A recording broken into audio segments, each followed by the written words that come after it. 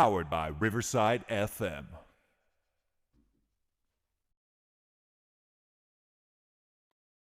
Hey everyone, welcome to a new episode of the Red Devils Corner Kick podcast. Hope everyone's enjoying their weekend. Apologies for starting or having a late episode of the podcast. I know I was going to do something after the end of the Leicester win, but unfortunately things got in the way. But I am here with a new episode tonight. So again, for those that have been starting to listen to the podcast, thank you. And again, I do apologize for a late episode. But again, lots to cover on the episode today. I'm just going to do a recap of the Leicester win. I'm going to talk about what's been going on this week in terms of signings. Obviously, there's talks of striker issues or looking to get a striker in the offseason. Potential strikers, looking at team needs, money for the transfers. That's the one thing that's a concern. Going to talk Manu and Garnacho, as well as those that are out on loan. A topic that's been coming up this week over the recent play of Bruno Fernandes. So we're going to talk about that as well. And the one thing that's good is Aiden Heaven injury update as well. Hearing that he will be returning to training after the international break, which is great to see. Today, again, lots of stuff to cover. Today, I did watch some Man United players play. I did watch the Denmark-Portugal game. If you watched it, listen, lots of takes from that game. To me, Portugal seemed to struggle a little bit. What got them the win in the end was the depth that they had, and especially with extra time. But it was Denmark's game to take. I think Portugal was the second best team, despite all the talent that they have. Kasper Schmeichel did play incredible. He made some big stops. Yes, the shot, he did stop Ronaldo's penalty. In all fairness, again, he still stopped it. And also Ronaldo's penalty was horrible as well. So it was a save, but at the same time too, Ronaldo's shot was not the best. So, but again, Kasper did make some good shots, good saves today as well. So overall, I believe that Denmark, again, could have taken it. But with the depth that Portugal had going into the extras, it was, the depth that they had, it helped them out to win in extras. So again, listen, overall, I'm happy with the Portugal win. It was a big win. They're going on to the semifinals against Germany in Nations League, which I'm great for. That's more game time in the summer, especially with the season ending at the end of May-ish, potentially beginning of June. You get a couple of days off, and then you're off to the international break for that semifinal, and then potentially that final that weekend. That's same week as well. The 4th and the 5th are the semifinals for the Nations League for UEFA. So we have that going on.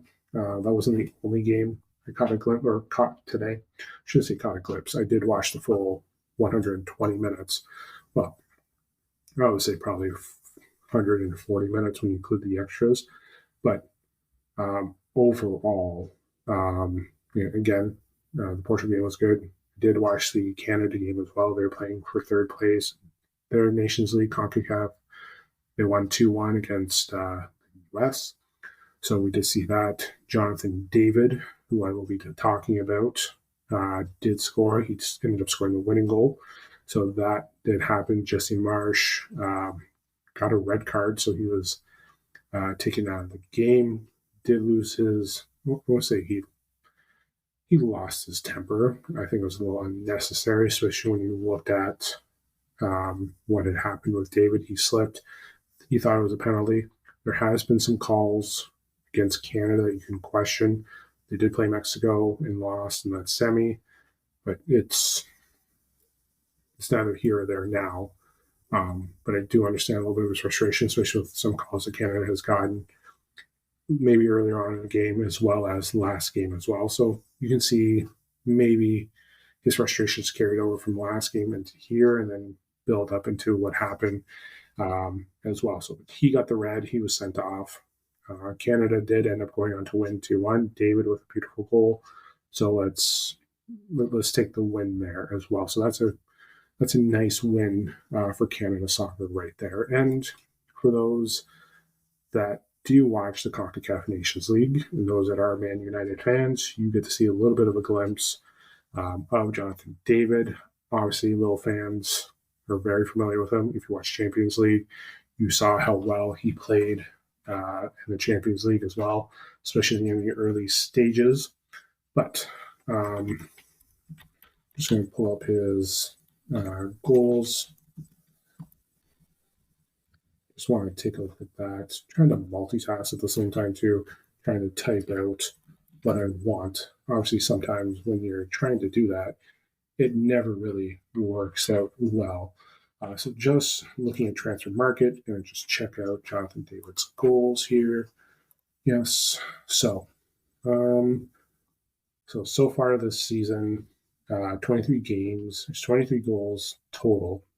So that's not including what he did for Nations League. Take away the Champions League qualifier, 21 goals so far this season, 14 in League One, 7 goals scored in Champions League. So you see that there, and then plus 10 assists if you're including the qualifiers as well. So if you're looking at it here in 43 games played, you're looking at 43 goal contributions in all competitions. Not only that, he did score today as well internationally. But again, it was, because I'm just looking at here, 2 goals in Nations League as well, which, again, it was good to see. So those are international friendlies, my apologies. But again, he did score today in Nations League. So you can add on another goal there into his goal total for the year, which is great to see. But again, he is a target for Manchester United this off season. So again, like looking at overall, you're looking at 29 goals and assists combined for him this season. So, and I know a lot of people are going to be like, well, it's the French league. Well, he scored 7 goals and had 2 apples. And I'm sorry for using that term apples. We use that as a reference for assists. The question is the type of goals. He did have 1 or 2 penalties, so you do see that there.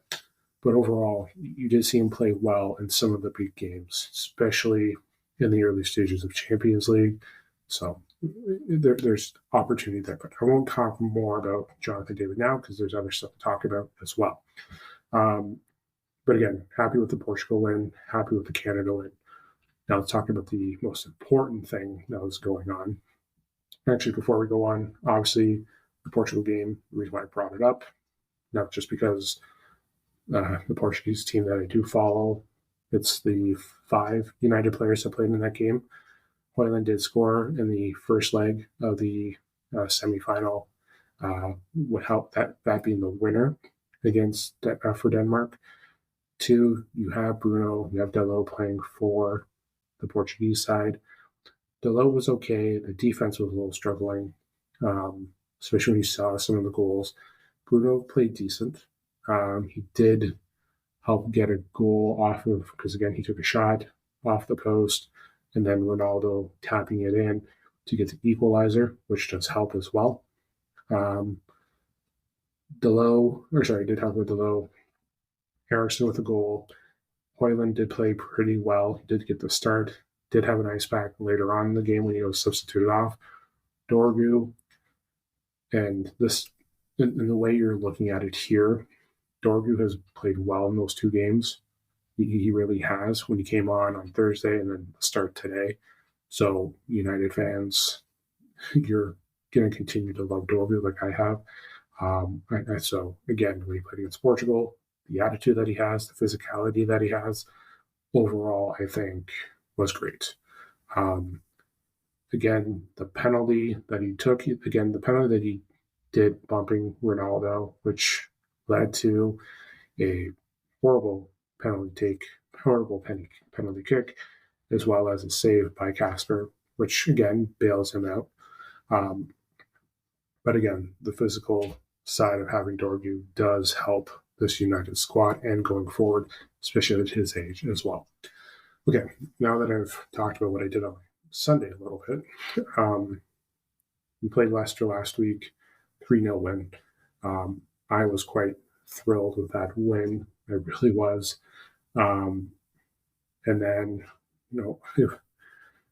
I was like, again, Hoyland, Garnacho, Fernandes, all with goals. Fernandes with the assists for Hoyland as well as Garnacho. Both of them ending their goal droughts as well. Both of them, I think, were at 20-plus games without a goal. Like, Garnacho hasn't had that bad of a season in comparison to Hoyland, but he has had a struggle as well. Because you can look at his stats, contributions, and his physical play has helped, especially in certain situations. But again, it was good to see them both score, both end the drought. Bruno was obviously the man of the match. He was mine. I had Hoyland as my number 2 as a starter, and I had Matthias de Ligt as one of my 3. So those are my 3 men of the match: de Ligt, Hoyland, and Bruno Fernandes. So I was happy with that. Again, it did start off slow. There was the struggle. And again, it was just, everything started picking up. A lot of people expected the win. I did as well. But again, I was 3-0 is a great one. So again, seeing Bruno has been lights out.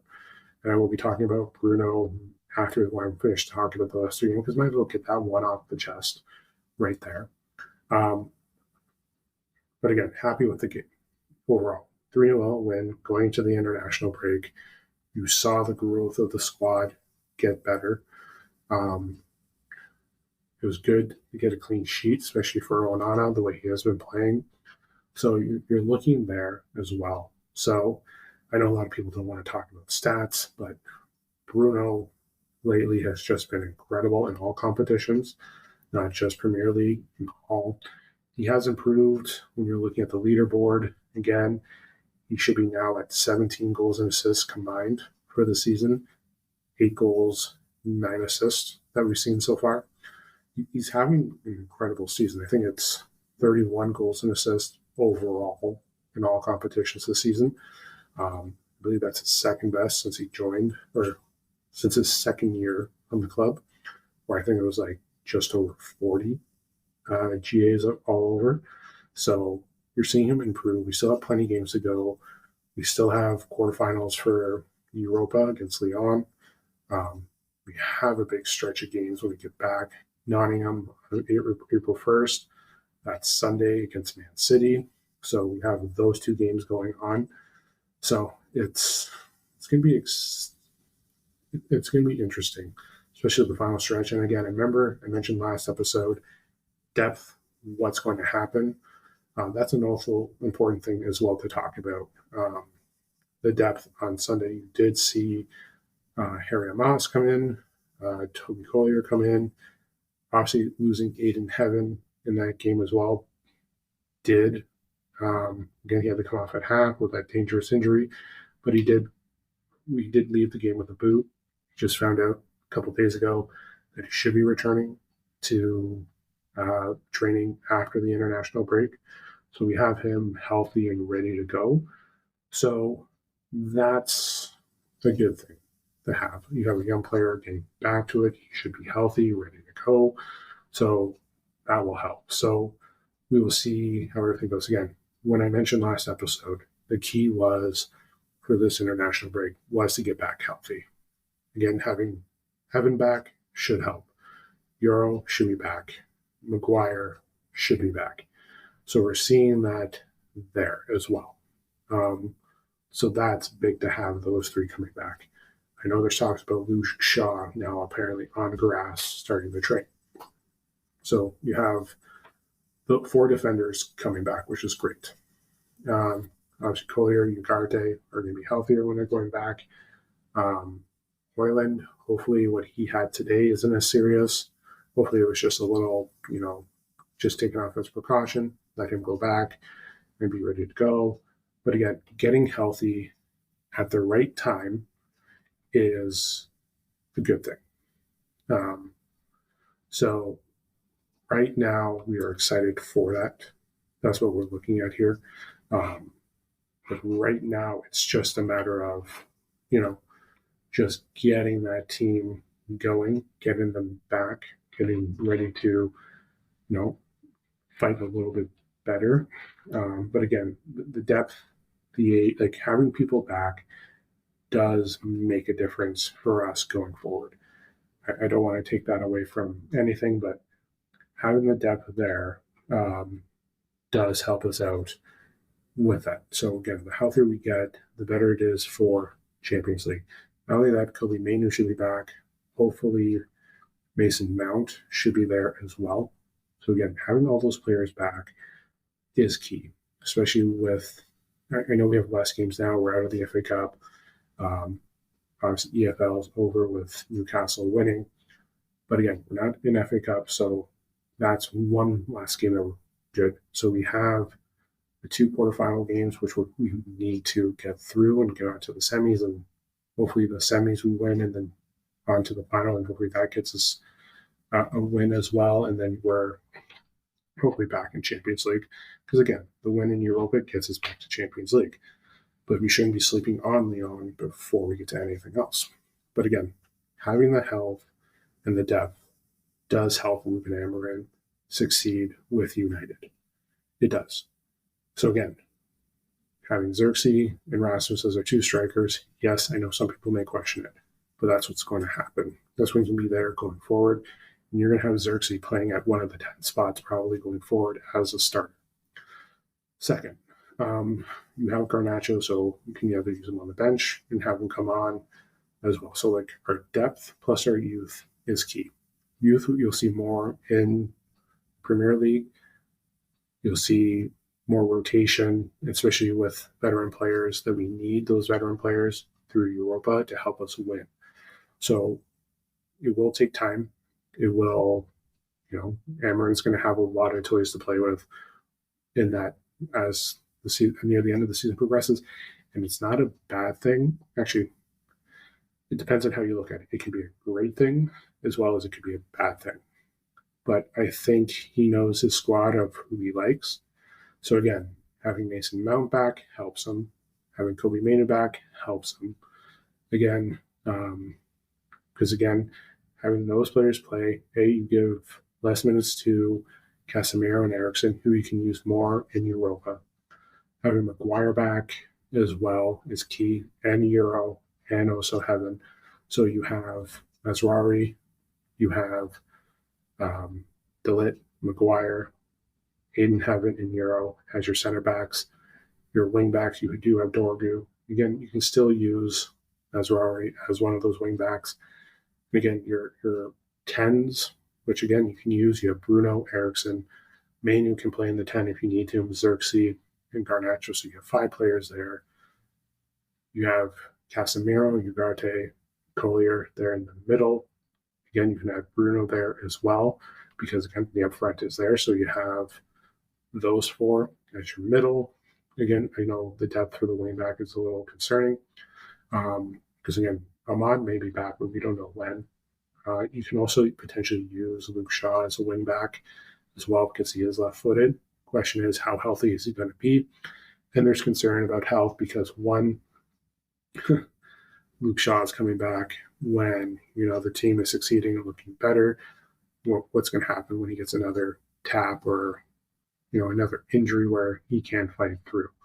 So we'll wait and see on how that plays out. But it is a good thing to have depth at this time, but it's also a bad thing to have the depth because you're going to have players wanting to fight for spots. But I think you should be rewarding the players that have already been succeeding and have been playing well for them. So give it time. We'll see how it goes. Again, we're back April 1st, so we'll be back week Tuesday, which is good. So we'll see that there. Okay, so just transferring over from what we're talking about, there was talks this week, and obviously the last couple games, actually a lot of the last couple games, Bruno's stats and players, and I know a lot of criticism from the pundits.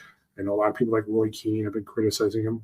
Roy Keane has been his number one fan, and I and I state that when you've obviously seen the videos.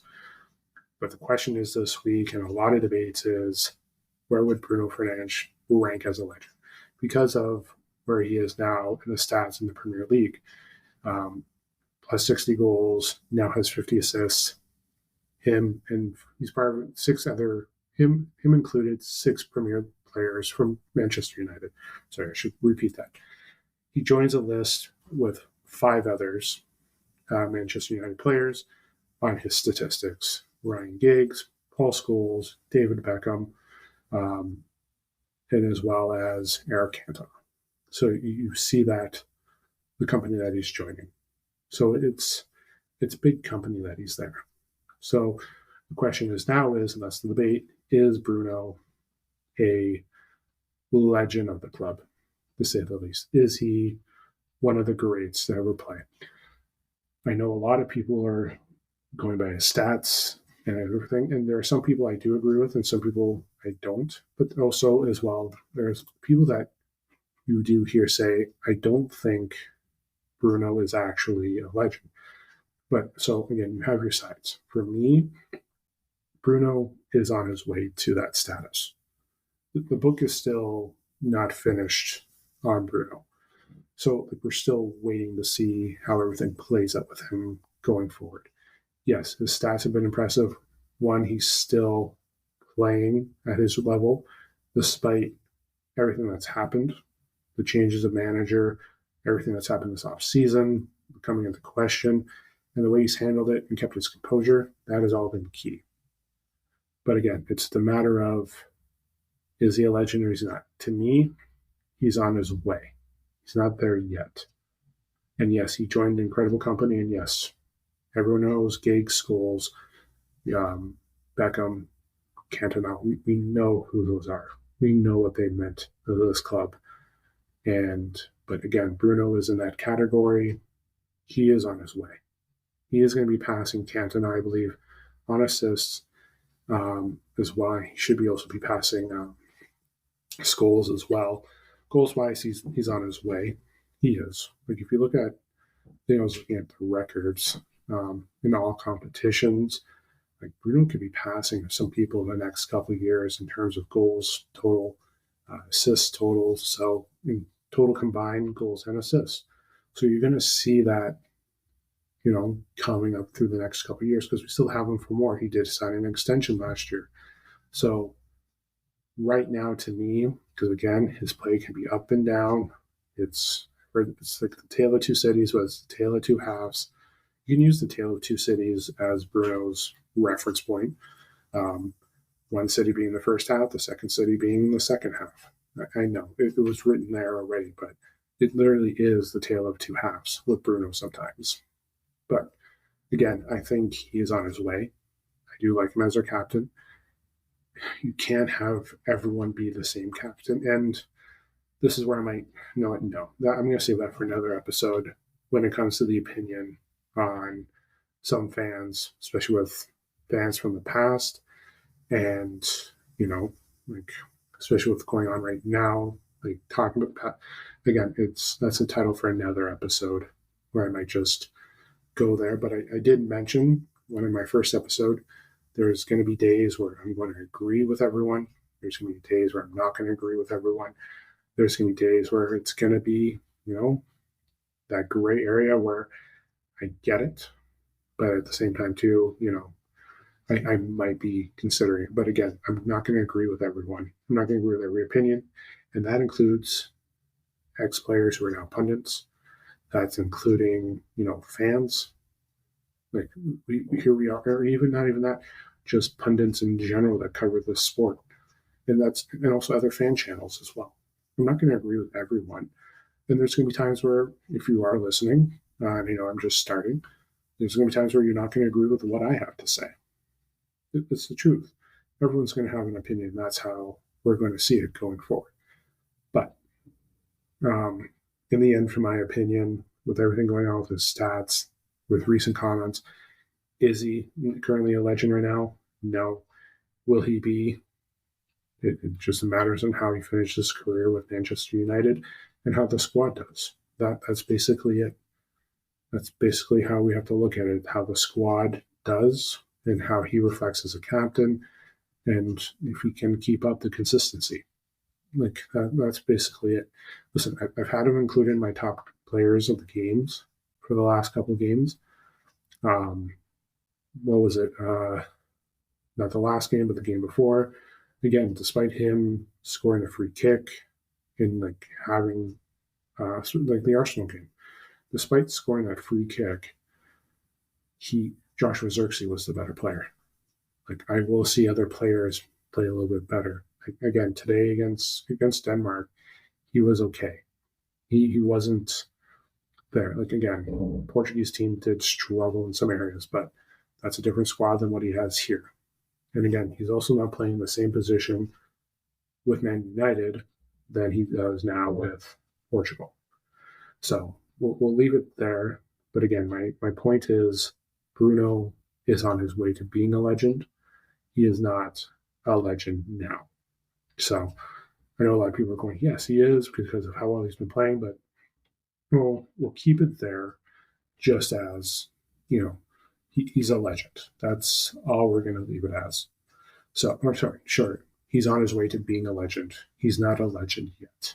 There we go. Sorry, corrective there. I do apologize, but he's on his way to being a legend of the club. All right. Part of the other things I want to talk about is the transfer windows this summer, and it kind of ties into obviously the strikers with what's going on right now with strikers.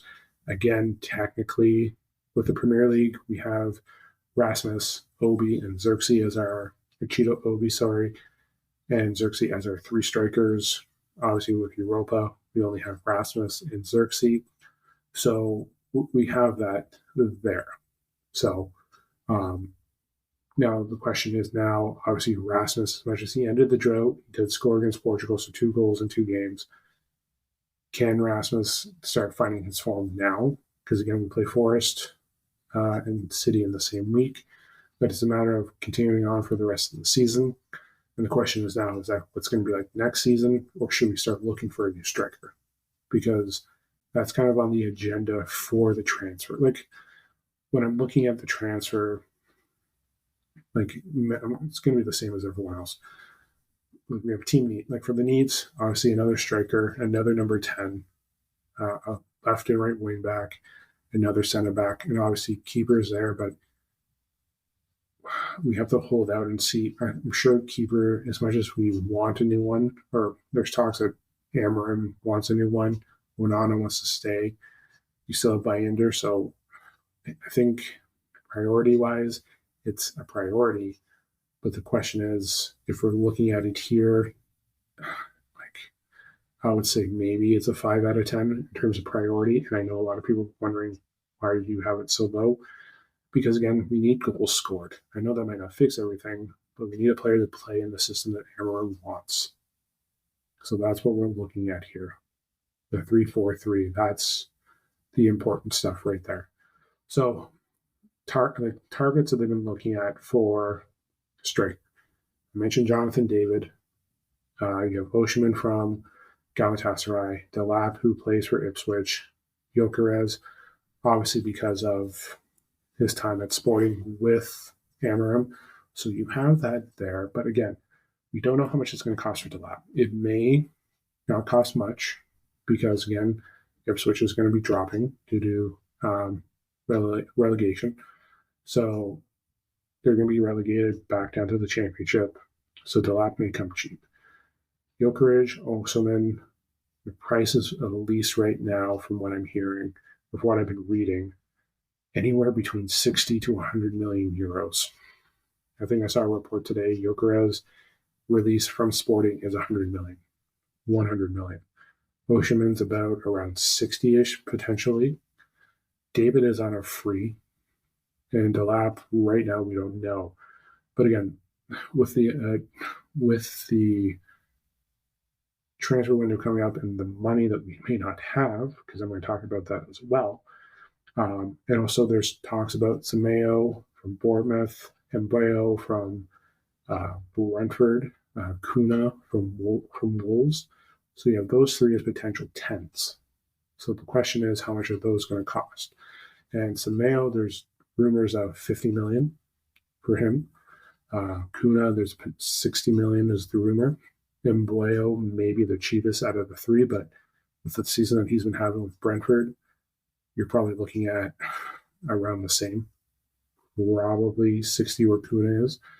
So that's where you're looking at for number 10. Again, we're still looking at wing backs. Obviously, Chelsea picking up some young wing backs from Sporting. But I think the wingback and striker are the two with our center backs next year. You're going to still have Aiden Heaven. You're still going to have Leach coming back from his ACL tear, Lenny Euro, McGuire. I believe they've exercised a 1-year option, and you have Mateus Delit. So you have 5. Not only that, Harry Moss should be breaking into the club next year, so that's potentially 6. Luke Shaw, if by miracle can stay healthy, that's 7. So you have that there. And I think Ineos, if I was them, probably look at a free to get another center back. I think this season you're going to see the center, like the transfer market, the money wise. And I know people are saying, well, FSP, the debt, everything is there. But if I'm, and obviously, like, listen, I'm new to all of it. Like, I shouldn't say new, but me trying to make a prediction and a call is newish as well, because it's hard to say. And I don't want us to fall, I know people don't want us to fall in the same area with Ten Hag getting X players. But you do have Oshiman from Galatasaray. There's talks of a player swap with him and Hoyland for next year. So that may happen, plus whatever, 50 million. And I'm also just taking a look at other chat. Like, I'm checking out websites right now when we're talking about it here, because they're looking at certain players for that. Again, wingback is kind of there as well. So just looking at everything here.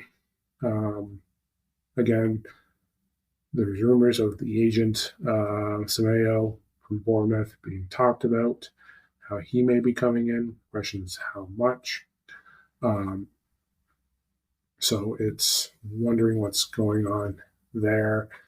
But again, he's looking for players to fit his system. And so Mameo is there as well.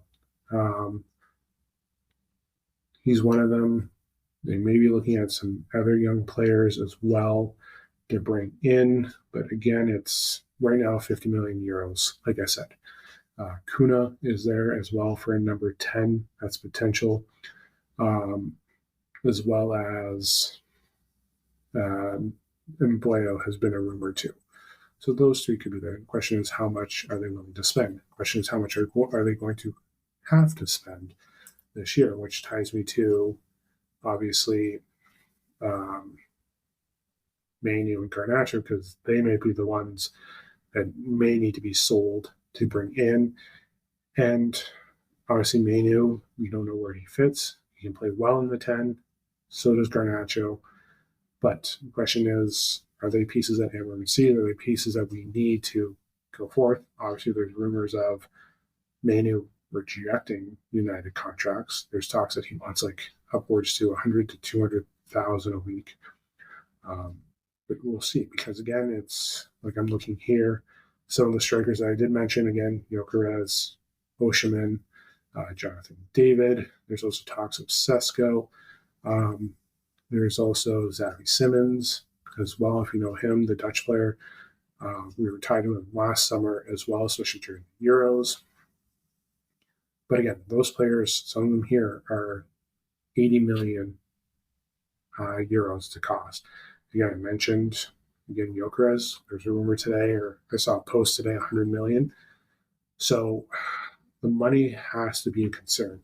Because again, if we sell Manu and Garnacho, you can potentially get over 100 million combined for the 2 of them, which is good, because then, again, it all depends on what Ineos wants to spend and what they're releasing. There's also talks of Jadon Sancho if Chelsea will pick up that $25 million tab. There's obviously stories coming out that Chelsea may just pay $5 million and send him back to Manchester United. That's what apparently the penalty is. We're wondering what's going to happen with Rashford. Is he going to be sold?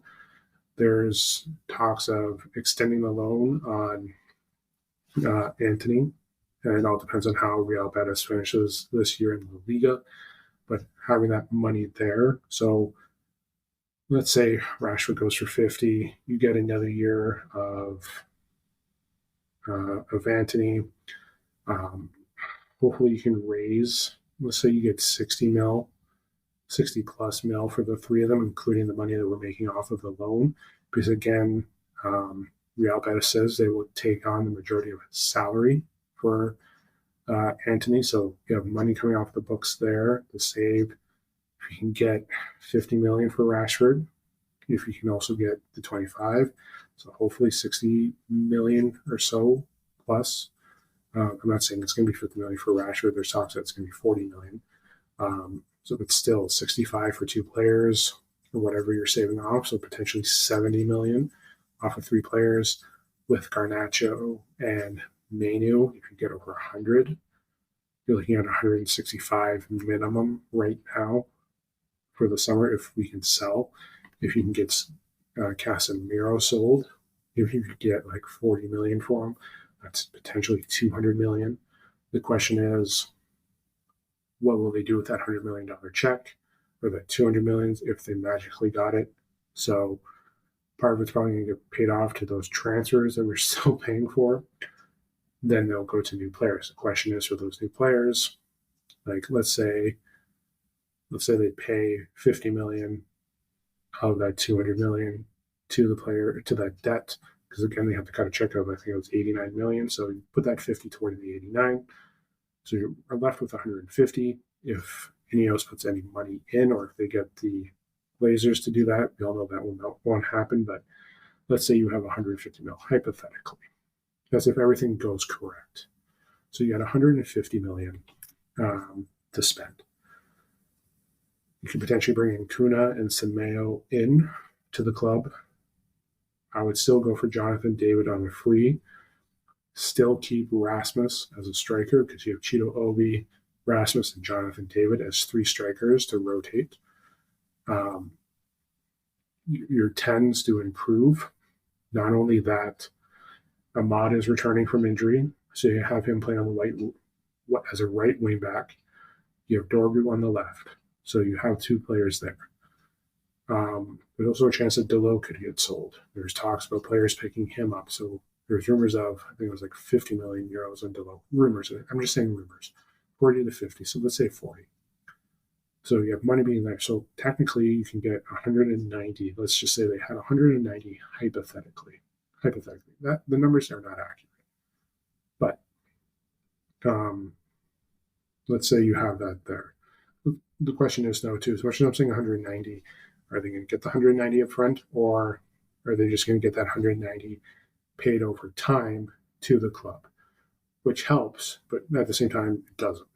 So let's say we got it all up front, just magically got it up there. So again, you could bring in Kuna or Semedo or Umbueo for there. One of the three, potentially two out of the three, let's say. But I think if we had that money, you're adding depth to the mid, you're adding depth to your center backs, potentially bringing in another goalie. And listen, bring in the striker, bring in David. I'm just saying it here. Bring in David. I'm not saying that as a Canadian, folks. He is a good player. He's had a great year. Let's not get again, but he's on a free. Remember that. Right now, Ineos wants to save money. So let's bring in David on the free. You have David, Hoyland, Obi to start the season next year. A veteran, a young player that you can bring in to rotate because we see how well Hoyland did play off the bench. And you have Obi who can learn and see what needs to be done as he grows.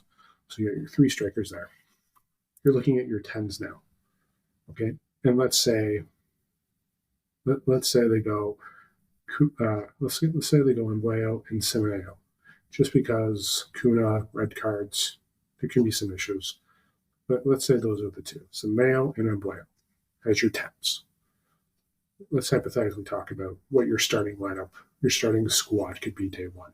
Just hypothetically. Let's just humor ourselves here. David as your striker, Mayo and Embleo as your 10s. Humoring. Again, hypothetically, if not, Mayo and let's say Joshua Xerxes. There we go. Xerxes ball handling and everything. There you go. You have those right there. But you could go, I would say go Embleo and let's say Xerxes together. So you have that there. That's your front three. Your mid, you're looking at Bruno and Ugarte in the middle. Your wing backs. You have Dorgu on the left, Ahmad on the right. Your back three. Actually, you know what? I also forgot to because again, you're going to have depth pieces to low, obviously, Mazraoui there.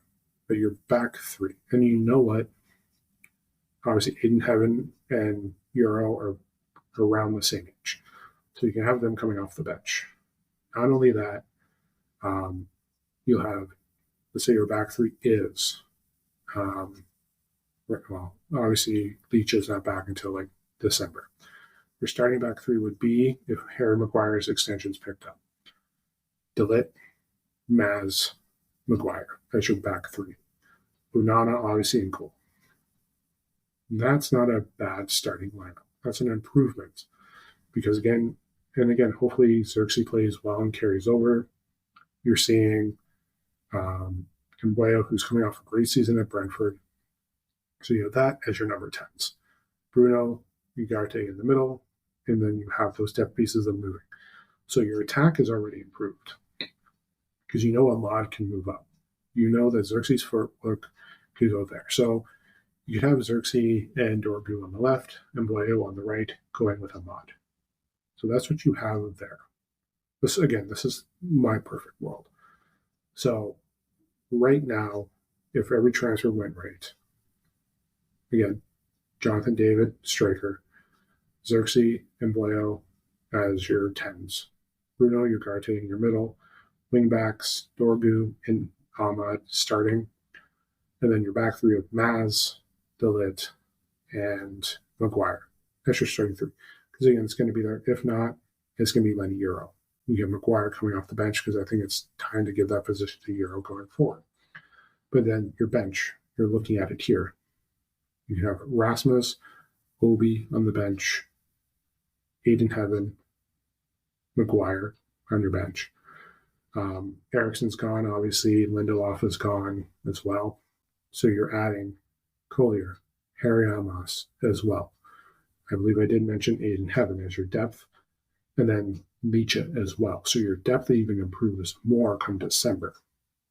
So, and then obviously we need to pick up more in the middle as well. So I know there's, Ederson as well from Atlanta that's been talking about. I know there's talk of Angel Gomez. I know there was a mention there of a Longstaff today, but I don't think that's going to be happening. There's rumors of Branthwaite, that deal going through, and United were willing to pay. I don't think that's happening. And again, our strength will need to be in the middle. And again, that's if everything gets sold. And if I'm there, I don't want Manu to go. I would like to have Manu there because he can play in that position. So again, your 4 mid would be Bruno, Ugarte, Manu, Collier. So I know that loses money, but again, I didn't say they're going to be spending money on Simoneo or Kuna. I just brought in Embleo as that one pick. So let's just say they spent the money on Embleo. David's on the free. Again, we have players returning healthy. So the question is too, will the academy start coming up as well with players? So are we going to see the Fletcher brothers, one of them going there as well? So, and again, are we going to have players that we sent out on loan from the youth academy as well to be integral? But your bench next year, again, like I mentioned, if everything works out correctly, like I predicted, which chances are it's negative 10% chance that's going to happen. Again, David is your striker. And I know fans are going to be like, well, we should go for Ocean. Okay. So, but I think Gomez is a potential free as well. So either way, um, but again, if we're doing Ocean, Hoyland's part of that trade. So we're already losing a striker. That's why I'm saying you want to go for David because, again, Xerxes going to go to that 10. He's going to be one of the 10s in rotation. With him, let's say Boyo, you can use a mod there because again, you can have a mod and Bruno switching there as well. But let's say realistically, what's realistically going to happen is we're going to get a striker, we're going to get another number 10, and I think we're going to get another. I think it should be another mid because as much as I would love to get another D, if we look at it again, if in a perfect scenario, which doesn't really happen as being a Manchester United player or even a fan, your D going into next season again, and I'll just repeat it. If they extend Maguire, which there's talks of picking up another year, so Maguire, DeLitt, Licha, Euro, Evan, Luke Shaw, and also you have Masraoui that can play in the back. So, and then you have Harry Amos as well. So you have 8 defenders potentially going into next season for the squad. Your starting 3 again will probably be DeLitt, Maz, again starting there, DeLitt, Maz, and probably Lenny Euro as your starting 3 for next year. With Leach slowly coming back, you know, Leach on the bench, you'll have Maguire on the bench, Luke Shaw potentially on the bench, as well as Aiden Heaven on the bench as well. Oh, and I forgot to mention, including for the 10s, let's just say hypothetically, because again, you're getting rid of Garnacho, potentially Mayo, so you're losing on 2 number 10s. So Xerxes may be our only starting 10 unless we bring in one of those 3 that I talked about. So Xerxes, let's say hypothetically, and Boyo, and Bemo, I'm sorry if I'm mispronouncing that. You know who I'm talking about from Brentford. Have him, Xerxes. Let's say they keep Manu there as well. Mason Mount, if he stays healthy. You can use a mod as a 10 as well, but I think he's going to be more of the wing back. So, and again, you're going to need a wing back as well. So the wing back, I believe, is the priority, followed by a 10 and a striker. And then you're going to build your defense. I think the goalkeeper, you wait another season. Unless you get someone on a free, a young player to grow and go with the club. But again, if Inder can stay healthy and Heaton can stay healthy, you have a youth academy there that you can go with. So we'll see how it plays out. But tough to say. But I know. But that's the question is, where does the money come from? Again, perfect world. Sandro goes for the 25. We sell Rashford for a minimum 40. Manu, Garnacho, if they're sold, combined over 100 million. If you can get Casemiro sold, potentially 35 to 40 million. If you can somehow get like a sale of 200 million this summer for those 5 players, that would be great. That would be great. It'd be magical, but that would be great. Not only that, 6th thing is money not spent on Anthony as well. So money is there potentially, but the question is how will it be spent? How will Ineos look at it? So we'll see. But again, like the price for some of these players is very high, very, very high. So again, I would go for the free with David. I would focus on wing backs and 10s as my priority. And then if you can, add depth to your D. But again, I think we should live the D. I think wing backs and mid are the priorities for the summer transfer, and then the striker. And hopefully if you can make a push. So yeah, sorry, I should say 3 priorities are wing back, mid, and striker. That's what they have to focus on this summer. And I don't know if they're going to, but they should. Those should be those 3. Again, I just mentioned off the defenders going into next season as depth. So it's good thing to have. Like, again, the depth there for D is important. But the question is, we're not getting rid of Luke Shaw. Leach is coming back from injury. You have Amaz, Heaven, Yoro, McGuire, DeLitt, Mazrari as well. And I know I mentioned the wing backs, but again, if you can get something for Delo potentially, but I don't think he's going to go because again, you need the depth of the wing back. Because again, outside of Dorgu and Ahmad, it's just Mazrari and Delo. So the depth for center back is key because then you may have to move Mazrari up there as well. So again, Maz is good to have, but again, having Micha fully healthy, which won't be till December, Luke Shaw being healthy, which is a dream in itself. And then you have McGuire, Lenny Euro, DeLitt as your starting three potentially. I'm just saying that right now. With Heaven and Amos coming off the bench. So as much as I'm talking about the great depth that they have, it's concerning of will it actually be that great of depth for next season? That's if everyone is healthy. And I keep forgetting about Mason Mount. Again, you'll have Mount and Xerxes as your 10s. Bruno and Ahmad could be there, but I think they'll be in their positions for the season as a wingback and as well as in the pivot for Bruno. So technically going into this offseason, you have Mason Mount and Xerxes as your two official 10s. That's why I'm saying Garnacho or Manu, one of them may be sold, both of them may be sold, but losing one of them means we have to bring in at least two 10s, like one minimum, two potentially, two needed, three as a maximum. Especially with if we're back in Europe for next year, that's right there. So again, I mentioned those three: Kuna, Simoneo, and Mboyo. Mboyamo, sorry. I do apologize if I've been butchering that name for today. But if those three are there, you can get them if they can. You have to get at least two of them, or at least two out of three, or you look out somewhere else into Europe for that as well. So we'll see. That's how I'm looking at there. And again, that everything that I stated, that perfect scenario, that's basically it. But that's just a dream, what I mentioned with that lineup hypothetically going into next season. Just to start on day one. Again, David, if we got him as on the free, which I think would be good, you can even get Angel Gomez on a free. Imagine we got both of them to United. That helps as well. Again, if they're looking at money, there you go.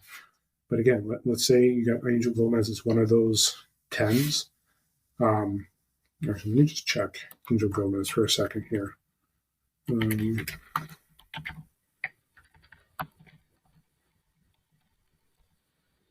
Just pulling up there. So you have him as a midfielder.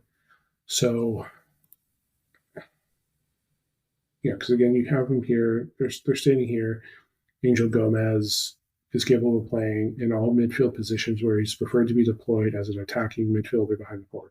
So him as a, you can kind of sit over, if you can play all those positions, you kind of want to have him like a Bruno. And again, having him on a free. So let's say, let's say here, let's say you get David and him on a free. That's money off the books. That's money going to somewhere else you can get him. So let's say you get Gomez, and let's say you get one of the three that I mentioned. And then you have Mason Mount and Xerxes there as well. Having them on the free kind of helps you say, hey, we can kind of retain or we can keep either Garnacho or Manu. I think realistically, I think you would want to keep Manu over Garnacho just because when you see him play, you see him always very far on the right, not really much in the middle or in that area where you need him to be. So having Manu there does help. Plus, you can use Manu in other positions if needed. So Garnacho is gone. Let's say you get 55 million for him. Again, the 65 for Sancho and Rashford. So you're looking at 115 million.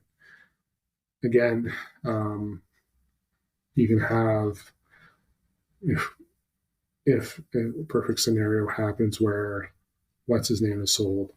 Casemiro, you're looking at 150. And I'm wondering if we sell Delo too. I'm not saying that we should, but what if you did? Let's say the good price came in for him as well. So you have that there as well. So I think the only thing I say is this. Maybe this is what happens. You sell both Manu and Garnacho.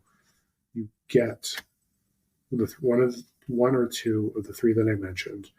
If you can somehow swing away to get David and Angel Gomez together at United, that's even great as well.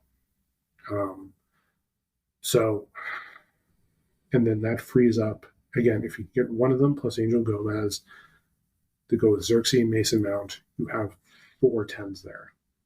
Not only that, you might even be able to move Xerxes up to a striker in certain positions, certain games as well. You got David there, plus Obi, and then Hoyland as well. So you have your depth there for your attack. Not only that, if game so by saving the money on the 2 frees, you can go out and get another wing back for depth. You can add another midfielder as well for depth, as well as you can add another defender too. So we'll see. We'll see. Like it all depends what happens this summer. I really don't know because again, in a perfect scenario, that's what I stated. I really did. Again, like if we can somehow take away get those 2 frees in, which would be great. If we can get one of the 3 names that I mentioned from either Bournemouth, Brentford, or Wolves, that will be incredible too. If we can get more depth on the wing, as well as improve our mid, because again, more depth on the wing helps us have more defenders in the back. If we can get like one more and we keep Delo, we have 4 wingers there. A depth for Dorgu, a left-handed sided one, having Ahmad on the right and Delo potentially backing him up. That's what we have there. You have rotation pieces there. And Maz can be the 5th if needed, but you also have him going back to being a starting back 3. So, like, imagine the starting back 3 being Maz, Delit, and Lenny Euro in the back, with Licha, Hayden, Luke Shaw in a perfect scenario as your depth. The bench would be great to have. Because, again, in the starting world, David would start over Hoyland. We'll just say it there. David will start over Hoyland. Then your starting 10 would probably be, if necessary, let's say it's Gomez and Semeo, or let's say it's Semeo and Xerxes with Gomez coming off the bench. So there you are. Your mid, again, your 4 from left to right, Dorgu, Ugarte, Bruno, and then Ahmad. So the attack is already improved drastically. If you're looking at that front, technically, if you think about it, it looks improved as well. Xerxes on the left, let's say Semeo on the right. So there. Or Embleo on the right, Xerxes on the left. So let's say that's our attack. That's already improved there. Even with Hoyland as a striker, having those players there does improve.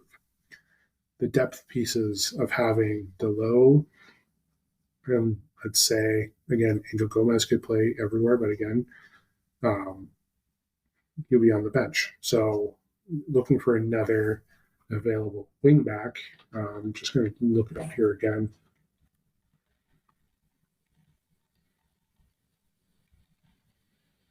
So looking at available wing backs for the summer here, let's just take a look at the transfer market. So let's just go by position, midfielders, main midfielder. I need, they don't really have wing backs here, left fullback. Let's go wingers. Let's just show here, what do we have? Come on, load. There we go. Thing available. Great.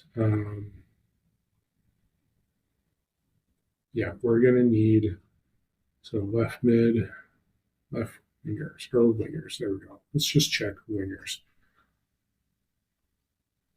No, that is nothing. Let's just say here 2025. Alrighty.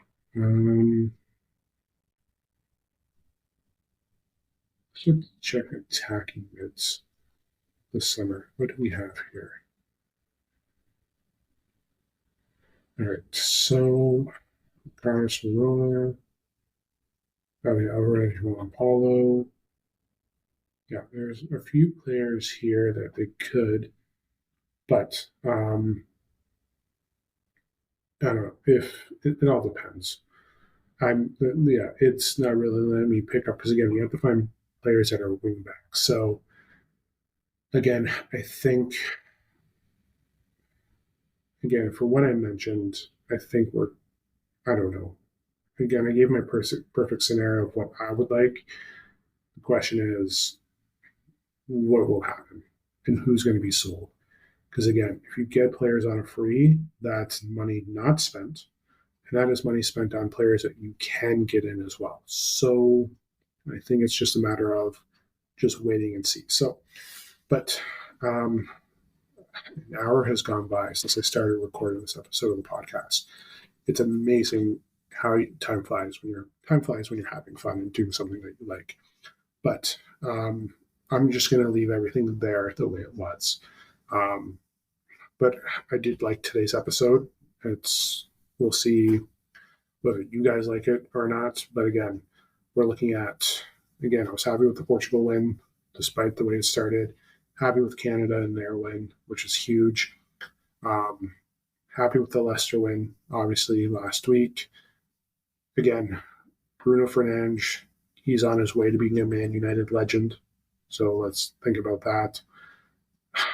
The free agents, again, if they can somehow get David and Gomez together, that'd be great. Because again, they're teammates, so they know how to play as well. So you have that there. Again, the money spent. Again, if we in that scenario where Manu, Garnacho, Rashford, Sancho, and Casemiro are sold, that's money there. Again, having Antony's loan extended helps with money less spent on salary as well, which is in favor of Antony, which is in favor of Ineos as well. It's just a matter of just getting those right free agents. So again, wing backs, midfield, striker are the three they need to look at. Definitely need to look at if they can get players on a free, players of good quality that fit the system. I think that works out well. So we'll see how that goes. Again, if they can raise enough money, if they can get money in from Ineos or even, good old Glazer family, we'll see. But overall, again, it was lots to talk about today. So I hope you do enjoy today's episode. I do hope you guys had a good weekend as well. We're back on. I'll be doing an episode next week. I may have to reduce the amount of episodes that I do. I'm going to try and do as much as I can. I know now that we have 2 games a week, I can do potentially 2 episodes a week, especially with each game. But again, I'll be back next weekend with more updates, just talking free agencies, get international break. There is FA Cup going on as well, but again, we have Nottingham Forest on the 1st. So I'll talk about that next weekend as well. Definitely looking to hopefully everything going forward for United, but we will see how everything goes because again, players should be returning to training this week. They've had some time off. Some players were already playing, so hopefully they get a little bit rest for those that did play, especially Hoyland, Eriksson, Dorgu, Bruno, and De Ligt as well. So we'll hopefully have those players back. But again, next episode, not as much to talk about. There'll be some stuff to talk about, but I'll definitely be back getting everything ready for Nottingham Forest next week. So definitely going to be this was a good episode I felt today, but I think we're definitely going to look at a lot next episode too. So yes, went longer. I know the episodes few days late. I hope you enjoyed it. I hope you guys, again, had a great weekend. It's Monday tomorrow, a new week. So everyone enjoy your week. Again, wherever you are, hope you enjoy the weekend. Nations League final for CONCACAF is going on tonight. It will probably be over depending on when this episode is aired. But that's back, as well as, so that's happening tonight, Panama versus Mexico for CONCACAF Nations League in the final. Will Smith is apparently doing the halftime, which I'm shocked. But yeah, I'll be back next week. We'll talk Nottingham Forest. We'll talk about getting everything going ahead for that week as Premier League gets back, and we're getting set for our next match. This next match in Europa as well. So again, have yourself a great night. Have yourself a good week. Take care. Glory, glory, Man United.